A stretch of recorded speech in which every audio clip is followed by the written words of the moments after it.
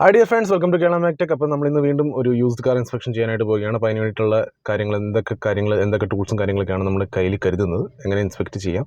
അപ്പോൾ ഇന്ന് നമുക്ക് ചെയ്യാനുള്ളതെന്ന് പറഞ്ഞാൽ ഒരു മാരുതി സുസുക്കി എസ് ക്രോസ് വേരിയൻ്റാണ്, 2018 വണ്ടിയാണ്, ഡീസൽ വേരിയൻ്റാണ്. ബാക്കിയുള്ള കാര്യങ്ങൾ എന്ന് പറഞ്ഞാൽ നമുക്ക് എന്തൊക്കെ ടൂള് ഒരു വണ്ടി സ്കാൻ ചെയ്യാനായിട്ട് എന്തൊക്കെ കാര്യങ്ങൾ വേണ്ടി വരും, നമ്മൾ എങ്ങനെയാണ് വണ്ടിയുടെ ബോഡിയുടെ കണ്ടീഷൻ ചെക്ക് ചെയ്യുന്നത്, എവിടെയൊക്കെയാണ് പേസ്റ്റിങ് ചെക്ക് ചെയ്യുന്നുള്ള കാര്യങ്ങളൊക്കെ ഈ ഒരു വീഡിയോയിൽ നമ്മൾ കവർ ചെയ്യുന്നുണ്ട്. എഞ്ചിൻ കണ്ടീഷൻ എങ്ങനെ ചെക്ക് ചെയ്യാം, അങ്ങനെയുള്ള പല കാര്യങ്ങൾ. പിന്നെ സർവീസ് സിസ്റ്റം കാര്യങ്ങളൊക്കെ നമുക്ക് എന്തായാലും കമ്പനിയിൽ നിന്ന് എടുക്കാവുന്നതാണ്. അതിനെക്കുറിച്ച് പിന്നെ കൂടുതൽ ഡീറ്റെയിൽ ആയിട്ട് പറയേണ്ട ആവശ്യമില്ല എന്ന് ഞാൻ വിചാരിക്കുന്നു. വണ്ടി നമ്പറും ജേസ് നമ്പറും കൊടുത്തു കഴിഞ്ഞാൽ നമുക്ക് ബാക്കിയുള്ള ഡീറ്റെയിൽസും കാര്യങ്ങളെല്ലാം കിട്ടും. ടൂൾസ് എന്തൊക്കെയാണ് നമുക്ക് വേണ്ടത്, എന്തൊക്കെ കാര്യങ്ങളാണ് നമ്മൾ ഇതിനകത്ത് ഒരു കിറ്റിനകത്ത് ഉൾക്കൊള്ളുന്നത്, അതായത് യൂസ്ഡ് കാർ ഇൻസ്പെക്ഷൻ കിറ്റിനകത്ത് എന്തൊക്കെ കാര്യങ്ങളാണ് നമുക്ക് വേണ്ടത്, അതും പിന്നെ അത് ആ ടൂൾസ് ഉപയോഗിച്ചുകൊണ്ട് എങ്ങനെയൊക്കെ എന്തൊക്കെ കാര്യങ്ങളാണ് നമ്മൾ ചെക്ക് ചെയ്യുന്നത്, അതിൽ നമുക്ക് എങ്ങനെ ഒരു വണ്ടീനെ വിലയിരുത്താം, അതല്ലെങ്കിൽ നമുക്ക് എന്തൊക്കെ നെഗോഷിയേറ്റ് ചെയ്തുകൊണ്ട് എങ്ങനെ ഇത് എടുക്കാൻ സാധിക്കും എന്നുള്ള കാര്യങ്ങളൊക്കെ വീഡിയോയിൽ കവർ ചെയ്യുന്നുണ്ട്. നമുക്ക് വീഡിയോയിലേക്ക് പോകാം. അപ്പോൾ ഗൈസ്, നമ്മൾ ഒരു വണ്ടി ഇൻസ്പെക്ട് ചെയ്യാൻ വേണ്ടി നമുക്ക് വേണ്ട കാര്യങ്ങൾ: ബാറ്ററി ടെസ്റ്റർ, പിന്നെ നമ്മുടെ ഡൈനമോ അല്ലെങ്കിൽ ഓൾട്ടർനേറ്ററിൻ്റെ ടെസ്റ്റർ, രണ്ടും 2-in-1 ആണ് ഈ സാധനം. പിന്നെ സ്കാൻ ടൂള്, പിന്നെ നമ്മൾ ആൽക്കോമീറ്റർ എന്നറിയപ്പെടുന്ന സംഭവം. ഇവിടെ എൻ്റെ ക്ലസ്റ്ററിലൊരു ഫിലിമുണ്ട്, അതൊന്ന് മാറ്റാം. ഡിസ്പ്ലേയിലൊരു ഫിലിം മാറ്റിയതാണ് ആൽക്കോമീറ്റർ, അല്ലെങ്കിൽ പെയിൻറ്റ് ഡെപ്ത് ഗേജ് എന്ന് അറിയപ്പെടുന്ന സാധനം. പിന്നെ ഉള്ളത് മൾട്ടിമീറ്റർ, പിന്നെ ഉള്ളത് നമ്മുടെ എൻഡോസ്കോപ്പ് ക്യാമറ. ഇത്തരം സംഭവങ്ങൾ നമ്മൾ അത്യാവശ്യമായിട്ട് ഏറ്റവും മിനിമം എങ്കിലും ഒരു വണ്ടി യൂസ്ഡ് കാർ ഇൻസ്പെക്ഷൻ ചെയ്യാൻ വേണ്ടി നമ്മുടെ കൂടെ കരുതണം. അപ്പോൾ ഇതിനകത്ത് ചില കാര്യങ്ങൾ വേണമെങ്കിൽ നമുക്ക് സ്കിപ്പ് ചെയ്യാൻ പറ്റും. ഇപ്പം ഇതിൻ്റെ ടെസ്റ്റ് പാസ്സാവുകയാണെങ്കിൽ ചിലപ്പോൾ നമുക്ക് ഇത് വേണ്ടി വരത്തില്ല. അതുപോലെ ഈ രണ്ട് കാര്യങ്ങളിൽ, അതായത് നമ്മുടെ സ്കാൻ ടൂളിൻ്റെയും നമ്മുടെ ആൽക്കോമീറ്ററിൻ്റെ അല്ലെങ്കിൽ പെയിൻറ്റ് ഡെപ്ത് ഗേജിൻ്റെ ടെസ്റ്റ് പാസ്സാണെങ്കിൽ ചിലപ്പോൾ നമുക്ക് ഇതിൻ്റെ ആവശ്യം വരത്തില്ല.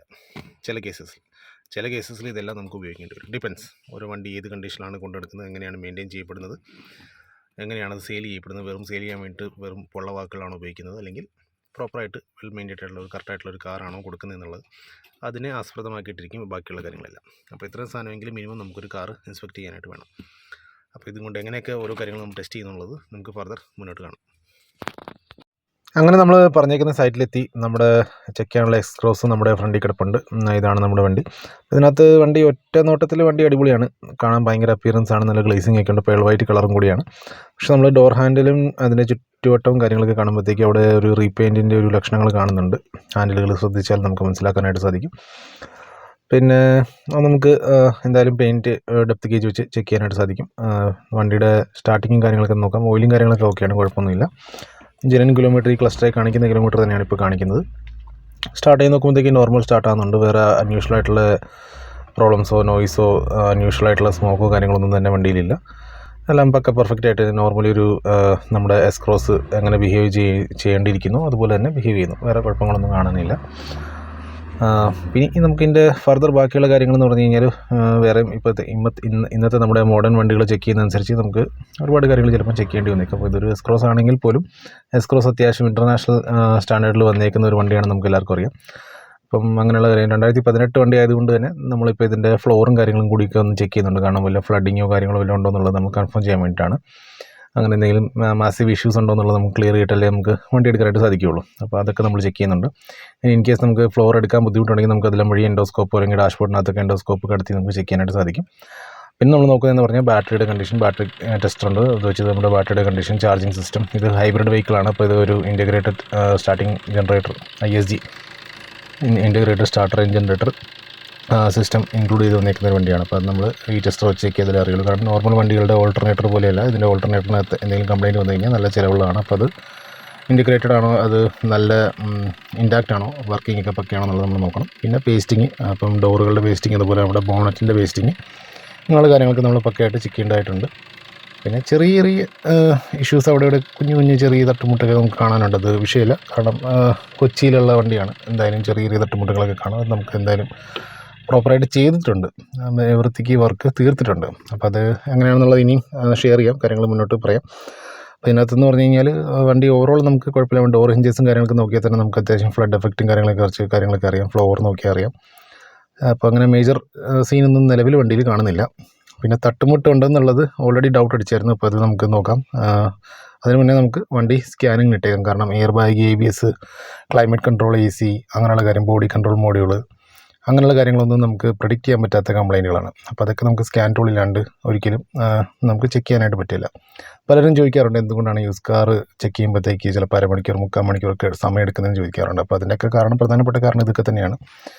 വണ്ടി എത്രത്തോളം ലക്ഷറീസ് ആയിരിക്കും അത്രത്തോളം നമ്മൾ സമയം കൂടുതൽ സ്പെൻഡ് ചെയ്തേ പറ്റുള്ളൂ. അത്രയും സിസ്റ്റം വണ്ടിക്കകത്ത് അധികമുണ്ട്, അത്രയ്ക്കും കൂടുതൽ സങ്കീർണമായിട്ടുള്ള ടെക്നോളജീസ് കൂടുതൽ വണ്ടിയിൽ ഉപയോഗിക്കുന്നുണ്ട്. അപ്പോൾ നമ്മൾ ചെക്ക് ചെയ്യാൻ വരുമ്പോഴത്തേക്ക് നമ്മൾ അത്രയും കൂടുതൽ അപ്ഡേറ്റഡ് അല്ലെങ്കിൽ പറ്റില്ല. അപ്പോൾ ഈ കാണുന്ന പോലെ ഇതിനകത്ത് പെയിൻറ്റിൻ്റെ തിക്നെസ്സിൽ നമുക്ക് ഡിഫറൻസ് കാണാം. അപ്പോൾ ഈ ഒരു പെയിൻറ്റ് ഡെപ്ത് ഗേജ് ഇല്ല എങ്കിൽ ഒരുപക്ഷെ നമുക്ക് കറക്റ്റായിട്ട് കണ്ടുപിടിക്കാനായിട്ട് സാധിക്കില്ല.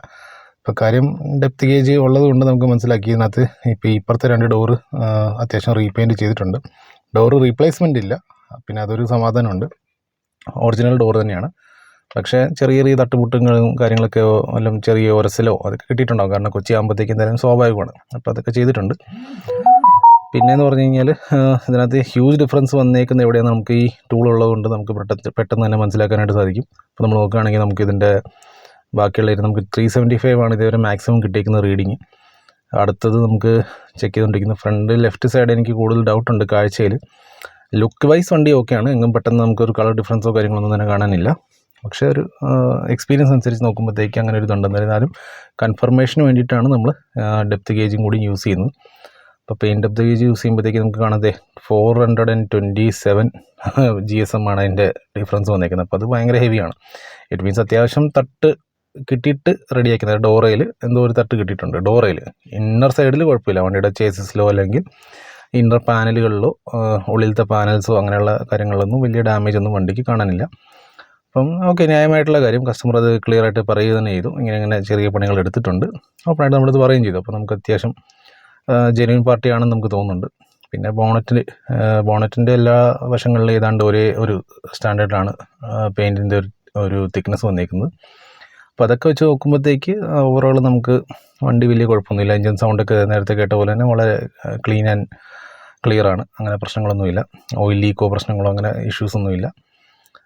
അപ്പം ഇതൊക്കെ ഒരു യൂസ്ഡ് കാർ ഇൻസ്പെക്റ്റ് ചെയ്യുമ്പോഴത്തേക്കും നമുക്ക് അതിനകത്ത് മസ്റ്റായിട്ട് നമ്മൾ ഇൻക്ലൂഡ് ചെയ്ത് ചെക്ക് ചെയ്ത് പോകേണ്ട പോയിൻറ്റ്സാണ്. പിന്നെ ലൈറ്റുകൾ, ഫോഗ് ലൈറ്റുകൾ. കാരണം 18 വണ്ടി ആകുമ്പോഴത്തേക്ക് വലിയ ഫ്ലഡോ അല്ലെങ്കിൽ സീവിയർ ഫ്ലഡോ അങ്ങനെയൊക്കെ ആവാനുള്ള സാധ്യതയുണ്ട്. അപ്പോൾ ലൈറ്റ് കാര്യങ്ങൾ, ഫോഗ് ലാമ്പ് അങ്ങനെയുള്ള കാര്യങ്ങൾ, ഫ്ലോർ മാറ്റിൻ്റെ അടിഭാഗം അങ്ങനെയുള്ള കാര്യങ്ങളൊക്കെ നോക്കുക. ഇന്നർ പാനൽസ് അങ്ങനെയുള്ള കാര്യങ്ങളൊക്കെ നമ്മൾ നോക്കേണ്ടതായിട്ട് വരും. ചിലപ്പോൾ നമുക്ക് എൻഡോസ്കോപ്പ് യൂസ് ചെയ്യേണ്ടി വന്നേക്കും. പിന്നെ നമ്മൾ ചെക്ക് ചെയ്യുമ്പോഴത്തേക്കും ഇതിനകത്തൊരു ABSനകത്തൊരു ചെറിയ ഇഷ്യൂ ഹിസ്റ്ററിയിൽ വന്നേക്കുന്നത് കാണിക്കുന്നത്. അപ്പം പവർ സപ്ലൈ ലോ അയക്കുന്ന ഒരു ഇഷ്യൂ ആണ്. എപ്പോഴെങ്കിലും ബാറ്ററി ലോ ആയി പോയിക്കുമ്പോൾ വന്നേക്കുന്ന സ്വാഭാവികമായിട്ടുള്ളൊരു കംപ്ലയിൻ്റ് ആവാനാണ് സാധ്യത കൂടുതൽ. അപ്പോൾ എന്നിരുന്നാലും നമ്മളത് ക്ലിയർ ചെയ്തിട്ട് ഒരു തവണയും കൂടി വണ്ടി ഒന്ന് ഓടിച്ച് നോക്കിയിട്ട് കൺഫേം ചെയ്തിട്ട് മാത്രമേ നമ്മൾ വണ്ടി എങ്ങനെയാണെന്നുള്ളത് കുറച്ച് നമ്മൾ ഫൈനൽ ചെയ്യുള്ളൂ. നിലവിൽ അങ്ങനെ ഒരു പ്രോബ്ലംസ് നമുക്കില്ല. ക്ലിയർ ചെയ്ത് പിന്നെ വീണ്ടും ആ ഫോൾട്ട് കാണുന്നില്ല.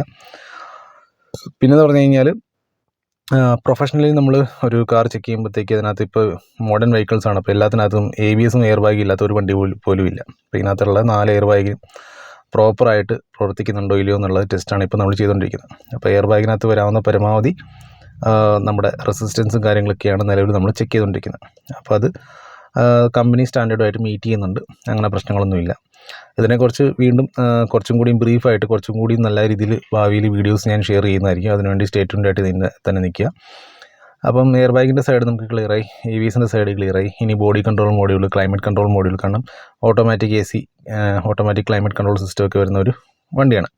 അപ്പോൾ അതിന് എന്തെങ്കിലുമൊക്കെ കാര്യമായിട്ടുള്ള കേടുകൾ വന്നു കഴിഞ്ഞാൽ അത്യാവശ്യം കാശ് ഇറങ്ങുന്ന പണി തന്നെയാണ്. അപ്പോൾ അതൊക്കെ നമ്മൾ നോക്കണം. പിന്നെ ബോഡി കൺട്രോൾ യൂണിറ്റ്, അത്രയൊക്കെ കാര്യങ്ങൾ നമ്മൾ നോക്കണം. പിന്നെ കിലോമീറ്റർ ടാമ്പറിങ് ഉണ്ടോ എന്നുള്ളത് അറിയണം. അപ്പം ചിലപ്പം ക്ലസ്റ്ററെ തിരുത്തിയിട്ടുണ്ടാവും, ചിലപ്പോൾ ECUക്കകത്ത് അതിൻ്റെ ഡാറ്റ കിടപ്പുണ്ടാവും. നമ്മുടെ ഇൻസ്ട്രുമെൻറ്റ് ക്ലസ്റ്ററിലായിരിക്കും കൂടുതലും തിരുത്തുന്നത്. അപ്പോൾ ECUക്കകത്ത് ചിലപ്പം കാണും. പിന്നെ മോഡേൺ യുഗം വരുന്നതനുസരിച്ച് കളത്തരങ്ങളും മോഡേണായിട്ട് വന്നുകൊണ്ടിരിക്കും. അതുകൊണ്ട് ചിലപ്പം ECUക്കകത്ത് വരെ, ABSനകത്ത് വരെ ചിലപ്പം തിരുത്തുന്ന ആൾക്കാരുണ്ടാവും. എനിക്കങ്ങനെ അനുഭവമുള്ളതാണ്. അതിനെക്കുറിച്ച് വേറെ വീഡിയോസ് ഞാൻ ഇനിയും ഭാവിയിൽ ഇടുന്നതാണ്. അപ്പം അതെല്ലാം നമ്മൾ ചെക്ക് ചെയ്യണം. ABSനകത്ത്, ബോഡി കൺട്രോൾ മോഡ്യൂളിനകത്ത്, പിന്നെ ഗേറ്റ് വേ മോഡ്യൂളിനകത്ത്, അങ്ങനെ ഏതെങ്കിലുമൊക്കെ മോഡ്യൂളിനകത്ത് നമുക്ക് ഡീറ്റെയിൽസ് ചിലപ്പം കിട്ടിയേക്കും. കാരണം ക്ലസ്റ്റർ തിരുത്തിയിട്ടുണ്ടെങ്കിലും മറ്റു പല ഭാഗങ്ങളിൽ ചിലപ്പോൾ അതിൻ്റെ ഹിൻഡ് കിടപ്പുണ്ടാവും. അത് നമ്മൾ മസ്റ്റായിട്ട് ചെക്ക് ചെയ്യേണ്ടതായിട്ടുണ്ട്. അപ്പോൾ ഇങ്ങനെ കുറേ കാര്യങ്ങൾ യൂസ്ഡ് കാർ ഇൻസ്പെക്ഷനിൽ വളരെ അത്യാവശ്യമാണ്. അപ്പം ഓവറോൾ നിലവിലുള്ള ചെക്ക് അനുസരിച്ച് വണ്ടി ഓക്കെ എന്ന് പറയാൻ കുഴപ്പമില്ല. തട്ടുമുട്ടൊക്കെ ഉണ്ടായിട്ടുണ്ട്. മെനക്കി പെയിൻറ്റ് ചെയ്ത് റെഡിയാക്കിയിട്ടുണ്ട്. കാഴ്ചയിൽ വണ്ടി പക്കയാക്കിയിട്ടുണ്ട്. പിന്നെ ടയർ 4 മാറിയിട്ടുണ്ട്. അപ്പം ടയർ കിടക്കുന്നത് 2023 ടയറുകളാണ് കിടക്കുന്നത്. വലിയ തേയ്മാനം ഇല്ലതാനും. വണ്ടി അത്രയ്ക്ക് ഓടിയിട്ടില്ല. സ്പെയർ ടയർ ജെന്യൂൻ ടയർ തന്നെയാണ് കിടക്കുന്നത്, വേറെ കുഴപ്പമൊന്നുമില്ല. അപ്പോൾ ഗൈസ് ഇത്തരം കാര്യങ്ങളൊക്കെ നമ്മൾ ചെക്ക് ചെയ്ത് നമ്മൾ വില ന്യായമായ രീതിയിൽ അങ്ങോട്ട് നെഗോഷിയേറ്റ് ചെയ്തു. കാരണം വണ്ടി കണ്ടീഷൻ വൈസ് ഞങ്ങൾക്ക് വണ്ടി ടോട്ടലി ഓവറോൾ വണ്ടി ഇഷ്ടപ്പെട്ടു. അപ്പോൾ ഈ പറഞ്ഞ പോലെ ചെറിയ കുറച്ചിലും കാര്യങ്ങളൊക്കെ ഉള്ളതുകൊണ്ട് നമ്മൾ വേണ്ട രീതിയിൽ നെഗോഷിയേറ്റ് ചെയ്തു. ആ നെഗോഷിയേഷനോടുകൂടി നമുക്ക് കാര്യങ്ങൾ ഡീലാകുകയാണെങ്കിൽ നമ്മൾ എന്തായാലും വണ്ടി എടുത്തുകൊണ്ട് വരും. അപ്പം അത് എങ്ങനെയാണ്, ആയോ ഇല്ലയോ എന്നൊക്കെ അറിയാനായിട്ട് സെക്കൻഡ് പാർട്ടിന് വേണ്ടി വെയിറ്റ് ചെയ്യുക. Till then bye, take care.